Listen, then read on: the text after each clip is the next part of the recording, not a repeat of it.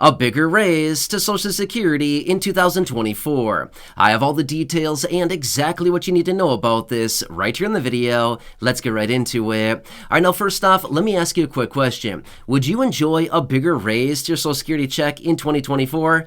Obviously, I think we're all going to say, yes, that would be very nice, and it would boost benefits a little bit more. And I want to tell you this much, it can easily be done, especially with the evidence I'm going to be sharing with you here in this video. I want to share with you the details of where I got this information, as well as the chart, sharing all of this, as well as breaking it all down, showing the differences of the 3.2% that Social Security officially announced, as well as what we really should be getting this year. I can tell you this much, it'd be about 30% higher than the 3.2% that Social Security announced. Either way, let's get into it and talk through the details. This is some surprising information, and there's actually legislation out there right now to make these necessary changes so that beneficiaries would actually be getting the higher benefits ongoing forever. Yeah, they should be getting something like this done, right? Well, again, I want to share with you the details. Let's get into it and talk about everything going on. Really fast before we do, thanks for joining me. If you have not done so yet, please subscribe down below. It's totally free to do so. There's a subscribe button right down below, and there is a lot going on between now and the end of the year. And again,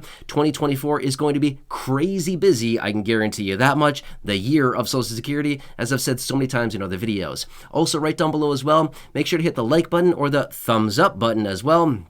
It helps other people find this information, and again, it gives me anonymous feedback on videos like this to better understand if this was helpful, if it was informative, and again, was it on point with what I said I was going to talk about here in this video. So again, subscribe, like the video down below, and let's get into it and talk about a bigger raise to Social Security benefits in 2024 and what we should really be getting this year. But we're not, because the system is a little bit messed up, okay? Let me explain the details. Now, first off, I want to throw the article up. You can see right here the article in which I am referring to and this information. A lot of great information in this article, okay? Now, again, you can see here all the details about that, but I want to share with you here in just a minute a chart, okay? I'll come to the chart here in just a second, but let me explain the details as we kind of look through and scroll through this article here so you can take a look at it. But basically, here's what it comes down to. As you know, Social Security announced a 3.2% COLA for 2024, okay? 3.2%. It's not great, but honestly, it is a little bit higher than the 10-year running average. Did you know the 10-year running average on Social Security COLAs is 2.8%? So technically, we're about 0.4% above the 10-year running average. So I guess if you look at it that way, it's, a little bit better. But technically, in 2023, we got 8.7%. So it's a far cry from that, right? Yeah, that's a lot higher from what 2023 was compared to 2024. Either way, we know that inflation is still very high, and we know that the COLAs are predicated on the inflation, right? The CPI-W, which, by the way, let me share with you that chart now, okay? So take a look at this chart here as I talk you through the details, okay?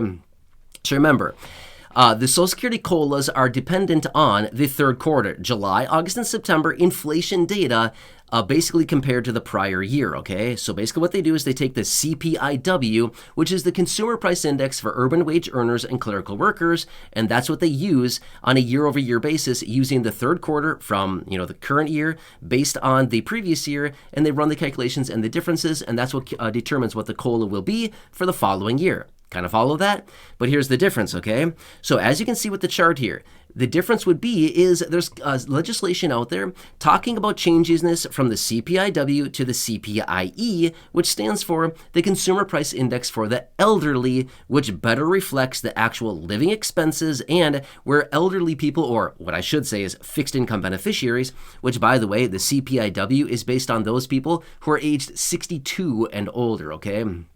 So either way, most fixed income beneficiaries kind of fall into that category, but not everybody. Remember, somebody could be receiving Social Security benefits who is younger than that, and that's fine. There's a lot of other programs like SSI and SSDI and a whole variety of other benefits from Social Security where somebody does not necessarily need to be 62 or older, right? So again, we can talk about all that in a separate video, but they want to change it to the CPI-E, which has been argued better reflects the actual living expenses for fixed income beneficiaries. However, as you can see with that chart there, okay, here's what's interesting. In 2024, we really should be, based on the CPI-E, be getting a 4% COLA in 2024, okay? That's about 30% higher.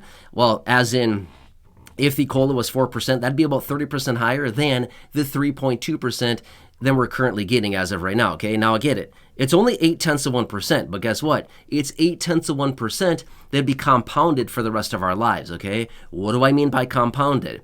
I simply mean that 0.8%, that'd be a raise that might translate into a couple little dollars in 2024. But guess what? The COLA next year will be more compounded and calculated on top of that, plus more calculated and compounded on top of that for every year after that, okay? Does that kind of make sense? So a little bit, it might start out very small, but over long periods of time, years and years and years, it translates into a lot of extra money and a lot of extra dollars in your bank account, okay? That's what I'm referring to when I say compounding, okay? Now, as you saw with that chart right there, here's what's interesting.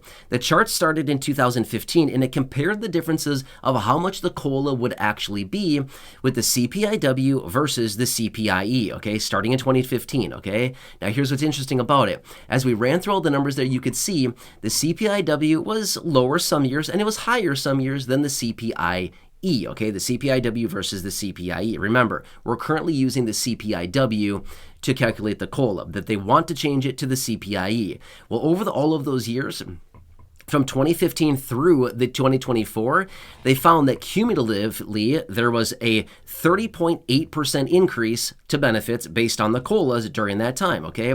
That was with the CPI-W. However, based on the CPI-E, it was 32.7%. So it's a difference of 1.9%. And again, that's just over that small, 9-year period of time that they took into consideration there.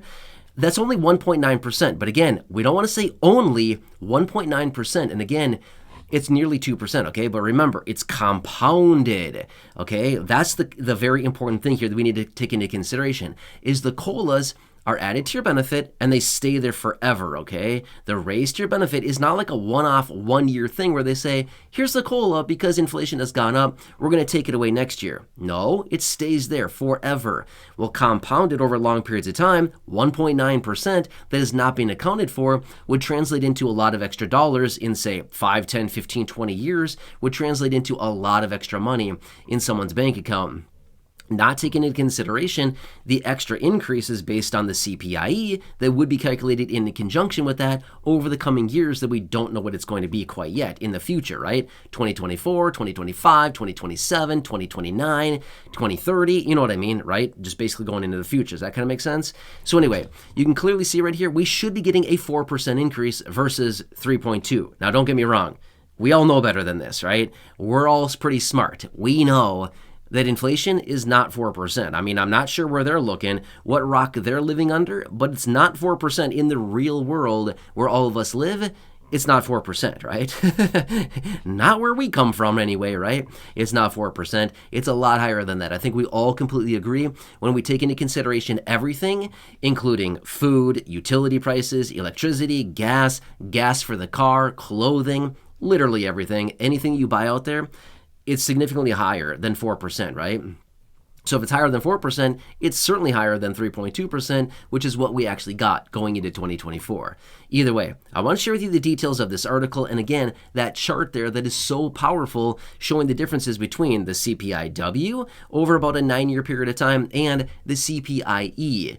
Yes, it's only a 1.9% difference, but guess what? It's a 1.9% difference that beneficiaries should be getting that maybe better reflects inflation a little bit. Probably not really, because we all know that the COLA in general never keeps up with inflation. It's always lagging significantly, but at least it's something, right? It would help out a little bit more, right? So anyway, this is what it looks like as of right now. Now remember, there are multiple pieces of legislation out there right now, including the Social Security Expansion Act, just to name one. You know that because I've talked about it before in other videos, but there's many pieces of legislation out there right now which would contain the CPI-W and the CPI-E adjustment to the COLA. There's many pieces of legislation out there, okay? So any one of these could get this done. And remember, Congress could get this done very easily. They could easily pass this as a standalone bill. It would not be that big of a deal. And I can't imagine that many lawmakers would actually stand up against it and say, no, we should not be giving the proper raises to beneficiaries.